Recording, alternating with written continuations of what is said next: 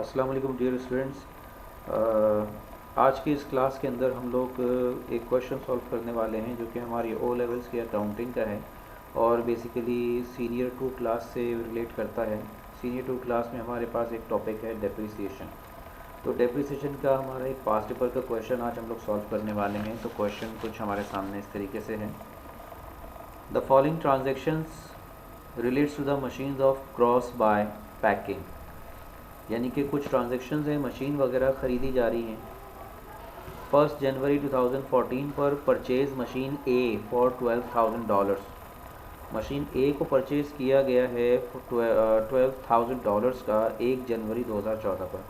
उसके बाद हमें कहा जा रहा है 30 सितंबर 2015, यानी कि नेक्स्ट ईयर आ गया, यानी 2014 में। यानी कि इस क्वेश्चन को साथ साथ अगर आप माइंड में लेते हुए चलें तो जनवरी के फर्स्ट डे पर ही, यानी कि 2014 के फर्स्ट मंथ में फर्स्ट डेट पर ही मशीन ए हमारे पास आ गई थी 12,000 की, यानी कि ये फिर हमारे पास पूरे 2014 में इस्तेमाल हुई और कोई 2014 में मशीन हमारे पास नहीं थी सिवाय मशीन ए के।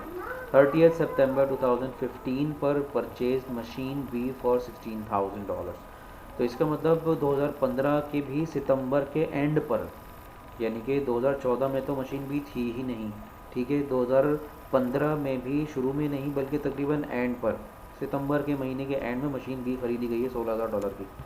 And 30 June 2016 disposed of machine A and receive a cheque for $7,500।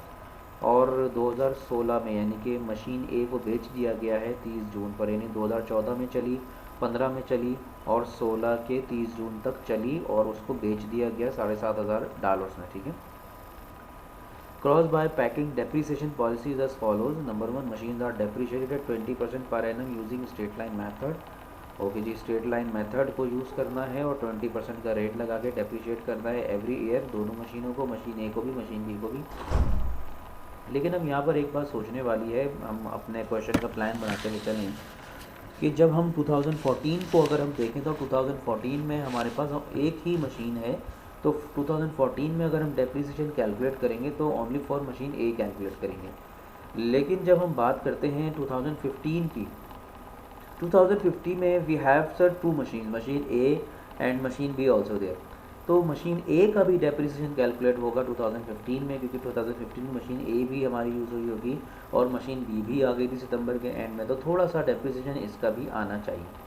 और जहाँ तक बात है 2016 की, 2016 के अंदर भी मशीन ए कुछ तो इस्तेमाल हुई है तो उतना डेप्रिसिएशन चार्ज होगा, और 2016 में मशीन बी तो है ही क्योंकि उसको तो बेचा ही नहीं है, तो 14 में सिर्फ एक मशीन का चार्ज होगा, 15 में दोनों मशीन का चार्ज होगा, 16 में भी दोनों मशीन का डेप्रिसिएशन कैलकुलेट होगा। नंबर 2 में कहते हैं depreciation charge in the year of purchase और sale is based on month of ownership, यानी चाहे आप ख़रीदने वाले साल की बात करें, बेचने वाले साल की बात करें, जितने महीने आपने इस्तेमाल में रखा, उसको ऑनरशिप में रखा, उतने महीने का डेप्रिसिएशन चार्ज करना है। इससे पहले के वीडियो लेक्चर के अंदर बेटा हमने ये बात की थी कि company sometime company uses the full year policy. Full year policy में क्या होता था, कंपनी जिस साल अपने फिक्स एसेट को परचेज़ करती थी उस साल का, पूरे साल का डेप्रिसिएशन चार्ज करती थी, और जिस साल उसको डिस्पोज किया जाता था, बेचा जाता, उस साल का वो चार्ज ही नहीं करती थी। So that policy is called the full year policy. But यहाँ पर हमारे पास जो कहा जा रहा है कि वो मंथ की बेस पर डेप्रिसिएशन चार्ज करेंगे। तो मंथ की बेस का मतलब ये है कि भाई मशीन जिस साल आपने ख़रीदी है उस साल के महीने काउंट कर लें, कितने महीने वो इस्तेमाल हुई है, उतने महीने का डेप्रिसिएशन आपको चार्ज करना है। और जिस साल आपने मशीन को बेचा है उस साल के भी महीने आप काउंट कर लें और जितने महीने बनते हैं उतने महीनों का डेप्रिसिएशन आपको चार्ज करना है। इसको हम दूसरे लफ्ज़ों में मंथली पॉलिसी भी कह सकते हैं। क्वेश्चन यहाँ में एंड हो गया। उसके बाद रिक्वायरमेंट नंबर है, state 2 advantages of the straight line method. अच्छा जी, 2 advantages of straight line method, मैं यहीं से मैंने यहाँ पे जवाब लिख दिया है, सिर्फ हमने यहाँ पर इसको रीड आउट करना है।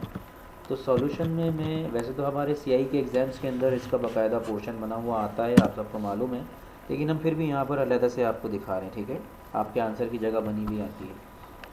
तो this is the answer of requirement number A, 2 advantages of straight line method of using straight line method. तो सबसे पहले बच्चों स्ट्रेट लाइन मेथड जो हमारा है उसको उसके ज़रिए से डेप्रिसिएशन निकालने का पहला फ़ायदा ये है कि भाई एक बड़ा ही सिंपल मेथड है कैलकुलेशन का। Straight line method is simple in calculation, ठीक है, वेरी सिंपल कैलकुलेशन है। और दूसरा बेनिफिट क्या है, straight line method give same depreciation each year, ठीक है, हर साल का डेप्रिसिएशन सेम होता है इसमें, through which we can compute overall depreciation, जिसके ज़रिए से आप मशीन या जो भी फिक्स एसेट है उसकी जितनी भी एस्टिमेटेड लाइफ है, पूरी लाइफ का डेप्रिसिएशन आज और अभी निकाल सकते हैं, आप कैलकुलेट कर सकते हैं, उसकी कंप्यूटेशन फौरी कर सकते हैं, ठीक है जी। तो ये इसके दो हमारे एडवांटेजेस आ गए एज़ पर द रिक्वायरमेंट। सो ये आ गई हमारी रिक्वायरमेंट नंबर 1। ओके जी, now come to the requirement number 2। Requirement number in fact B में कहते हैं complete the table to show the depreciation charge in each of the 2 years 31 December 2015 and 16। अच्छा, 2 साल का इन्होंने कहा है, लेकिन मैं यहाँ पर थोड़ा सा एक्स्ट्रा काम करते हुए मैं आपको एक ईयर और दिखाऊंगा, ठीक है, ताकि कंप्लीट बात समझ में आ जाए। तो मैं यही वाला टेबल कॉपी कर रहा हूँ और उसको यहाँ पर मैं लेकर आ रहा हूँ, क्योंकि इसकी हमें सारी कैलकुलेशन करनी है, लेकिन जो वैल्यूज़ रखनी है वो इसके हिसाब से रखनी है।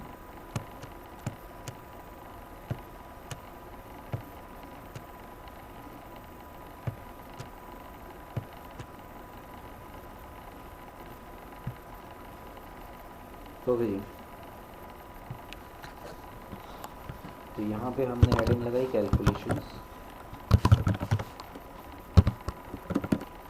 सो एज जैसे हमने अभी पढ़ा 2014 में मशीन ए परचेज़ की, तो मैं पहले मशीन ए का डेप्रिसिएशन 14 में, 15 में, 16 में कैलकुलेट कर रहा हूँ, सही है। Depreciation for machine A, machine A का डेप्रिसिएशन।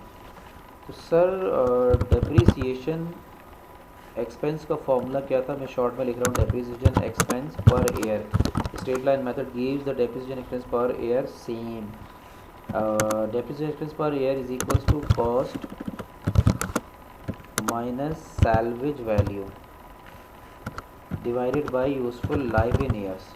आपको ये फॉर्मूला याद होगा कि कॉस्ट में से आप स्क्रैप वैल्यू को माइनस करवाते थे और यूजफुल लाइफ इन ईयर से डिवाइड कराते थे, but in this question no life is given, life यहाँ पर गिवन नहीं है, इनफैक्ट यहाँ पर हमें परसेंटेज गिवन है। सो कॉस्ट में से माइनस सैलवेज को करवा के मल्टीप्लाई बाय रेट करवाना होगा, देन हमारे पास आ जाएगा हमारा डेप्रिसिएशन एक्सपेंस।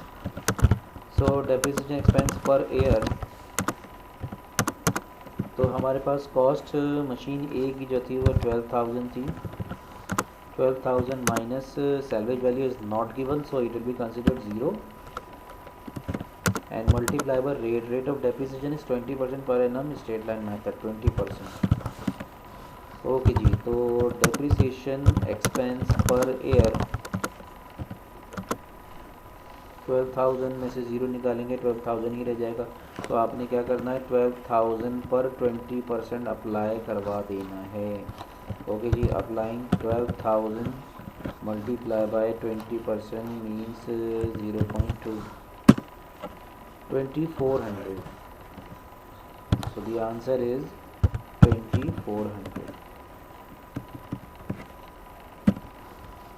तो it means के the depreciation for machine A each year is 2400 if the machine is used for full year। तो अब जहाँ तक बात है 2014 की, 2014 की जहाँ तक बात है, 2014 यहाँ पे लिख देते हैं ईयर 2014, और उसके बाद ईयर 2015, उसके बाद ईयर 2016। सो डेप्रिसिएशन एक्सपेंस 2014 में डेप्रिसिएशन एक्सपेंस कितना होना चाहिए सर, पूरे के पूरे 12 मंथ ही यूटिलाइज हुई है, मशीन इस्तेमाल हुई है, तो इसका पूरा 2400 आना चाहिए। लेकिन 2015 की बात करें तो सर 2015 में भी पूरे ही साल इस्तेमाल हुई है, तो यहाँ पर भी 2400 आना चाहिए। लेकिन when we talk about the year 2016, this is the year in which the machine is sold out। तो depreciation expense, machine is not utilized full year, machine is just used till 30th June, if you count the month till 30th June, so January, February, March, April, May, June, 6 month uses है। तो 6 महीने की अगर usage है तो depreciation expense जो आपका पूरे ईयर का होता है 2400, उसको हम मल्टीप्लाई करवाएंगे बाय 6 एंड डिवाइडेड बाय 12 करवाएंगे, तो it will be converted to the 6 month. तो 6 मंथ का निकालने के लिए आपको क्या करना है, मल्टीप्लाई बाय 6 डिवाइड बाय 12 करवाना होगा। ठीक है, तो ये कितना हो जाएगा, 1200 हो जाएगा।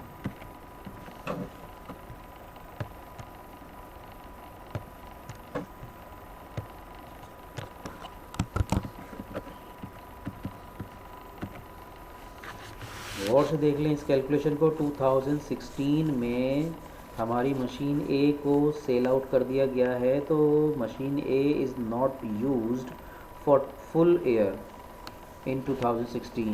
Machine A is only used for 6 months, that is why we charge the depreciation for only 6 months. So 2400 multiplied by 6 and divided by 12, तो अमाउंट आया डेप्रिसिएशन का 1200। तो अब हमारे पास मशीन ए के 14 का अमाउंट आ गया 2400, और हमारे पास 15 का भी आ गया और 16 का भी आ गया।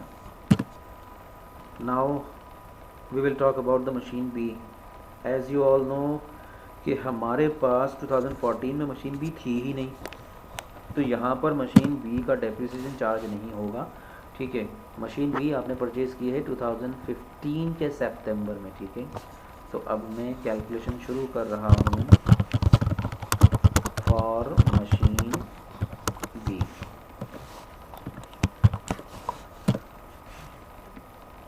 सेम वही तरीका अप्लाई होगा।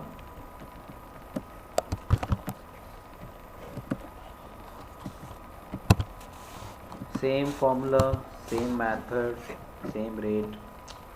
तो मशीन बी की जहाँ तक बात है, the cost of machine B is 16,000 less zero salvage value, because salvage value is not given in the question, multiply by 20%।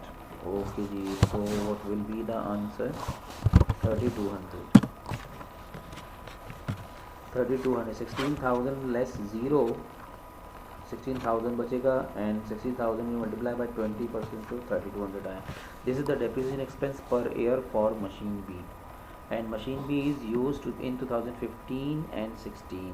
सो हमें 2015 का और 16 का कैलकुलेट करना होगा डेप्रिसिएशन, ईयर 2015 और 16। सो डेप्रिसिएशन एक्सपेंस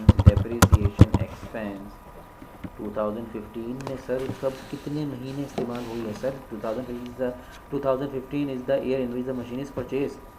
सो सितंबर के एंड में, यानी सितंबर तक पूरा ईयर गया। सितंबर के बाद अक्टूबर में ये मशीन भी इस्तेमाल हुई होगी, नवंबर में इस्तेमाल हुई होगी, अक्टूबर, नवंबर और दिसंबर में।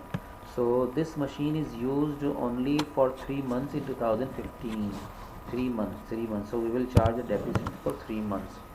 So full year depreciation is 3200, and if you multiply by the 3 and divide it by 12,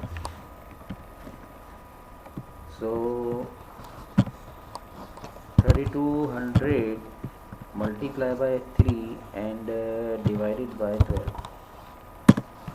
it is 800. But when we talk about year 2016 में हमारे पास machine B full year utilize हुई, क्योंकि वो तो नेक्स्ट ईयर है, और नेक्स्ट ईयर में सिर्फ बेचने की बात जो की गई है मशीन ए को की गई है, मशीन बी के बारे में कोई बेचने को नहीं कहा गया, तो इसका तो फुल ईयर का डेप्रिसिएशन यानी 3200 ही चार्ज होगा। ओके जी, now we can complete the table. Machine B का 14 में डेप्रिसिएशन चार्ज ही नहीं, क्योंकि वहाँ पर मशीन थी ही नहीं। 15 का डेप्रिसिएशन सिर्फ 800 आया है, और 16 का डेप्रिसिएशन 3200 आया है। ओके जी, अब इनका टोटल करते हैं। We talk about the total depreciation for 2014, that is only 2400, and the total depreciation for the year 2015 is the sum of the both depreciations 2400 and 800, that is 3200, and the total depreciation for the year 2016 is 4400. So this is the answer for requirement number B, जो कि हमसे कहा गया था कि इस table को complete करें अच्छा, हमने जो किया है, मैंने ये वाला 2014 का जो काम है ये एक्स्ट्रा किया है ताकि आपको समझाया जाए कि मामला कैसे हो रहा है। अब पेपर के अंदर हमसे पूछा जो एक्चुअली गया है 15 और 16 का पूछा गया है, तो इस बात का ध्यान रखना है, ठीक है। कंप्लीट पिक्चर आपके सामने आ गई है, तो अब इसमें से बीच में से कुछ भी पूछ लिया जाए तो इंशाल्लाह आप बता सकते हैं। अच्छा जी, अब यहाँ तक आप देख लीजिए इसको। अब हम बात ये करें कि मशीन ए को बेच दिया गया था, तो हमें उसका डिस्पोज़ल भी रिकॉर्ड करना है। डिस्पोज़ल, तो अब हम डिस्पोज़ल की हेडिंग डाल देते हैं, डिस्पोज़ल ऑफ मशीन ए, क्योंकि मशीन ए को बेचा गया है तो उसका डिस्पोज़ल दिखाना ज़रूरी है और ये रिक्वायरमेंट में भी हैगा, ठीक है। डिस्पोज़ल मशीन है, डिस्पोज़ल में देखिए हमें क्या करना होता है कि डिस्पोज़ल में आपको सबसे पहले ये लिखना होता है sir what was the cost of the machine, because you are going to calculate the gain और loss on disposal. Cost of machine A, machine A की कॉस्ट क्या थी, what was the cost sir, that was 12,000। Cost of machine A was 12,000। Cost में से less करवाना होगा complete provision for depreciation. अब आप ज़रा सोचिए कि आपने 2016 में मशीन ए को सेल आउट कर दिया गया, ठीक है, आपने सेल कर दिया था, तो उसके पहले साल में, दूसरे साल में, तीसरे साल में ये 3 डेप्रिसिएशंस आपने चार्ज किए थे, ठीक है।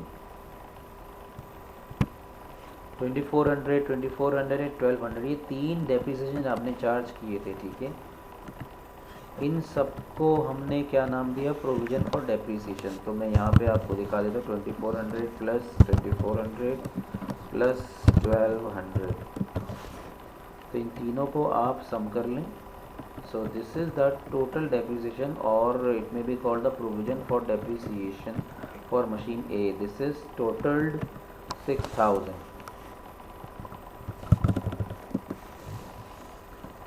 इसको जब आप इसमें से लेस करवाएंगे मशीन की कॉस्ट में से, देन आपको पता लगेगा कि at the time of disposal machine की बुक वैल्यू क्या बची थी सर, इट वाज ओनली 6000। हमारी जो मशीन ए थी उसकी बुक वैल्यू सर, उसकी जो हमारी बुक के हिसाब से वैल्यू बची हुई थी वो 6000 थी, एंड यू गॉट $7,500। तो आपको मशीन को बेचने में $7,500 मिले। अब आप ज़रा खुद अंदाज़ा लगाइए, आपकी चीज़ आपके लिए 6000 की है, मगर जो कैश रिसीव हो रहा है लेस कैश रिसीव 7,500 इसमें से लेस करवा दें। अब आप ये मत कहिएगा कि सर आंसर माइनस में आ रहा है तो लॉस होगा और आंसर अगर प्लस में आ रहा है तो प्रॉफिट, ऐसा कुछ नहीं है। आपको सब्सटेंस देखना है, यहाँ पर हो क्या रहा है वो देखना है। हो ये रहा है कि 6000 की चीज़ें आपकी और 7,500 मिल रहे हैं, तो इट मीन्स के 1500 का आपको गेन हो रहा है। It is called gain on disposal. 1500 का गेन आपको हुआ है, तो गेन हमने यहाँ पे शो करवा दिया। सो ये हमारी कैलकुलेशन आ गई है डिस्पोजल की। अच्छा जी, डिस्पोजल की आ गई है कैलकुलेशन। अब डिस्पोजल का, इसमें अगर मैं आपसे कहूँ कि डिस्पोजल का टी अकाउंट बनाएं, तो डिस्पोजल का टी अकाउंट आप बना सकते हैं। पिछली वीडियोस के अंदर हमने आपको बता दिया है। अगर मैं आपसे कहूँ कि प्रोविज़न फॉर डेप्रिसिएशन का टी अकाउंट बनाएं, वो भी हमने सिखा दिया है। तो ये था हमारा एक पास पेपर का एक छोटा सा क्वेश्चन जिसको हमने यहाँ पर सॉल्व कर लिया है। तो उम्मीद है कि आपको समझ में आया होगा। इसको अच्छी तरीके से देख लीजिए आप लोग, फिर इंशाल्लाह नेक्स्ट वीडियो में और मज़ीद आगे बात करेंगे। टिल देन अल्लाह हाफ़िज़, अल्लाह निगहबान।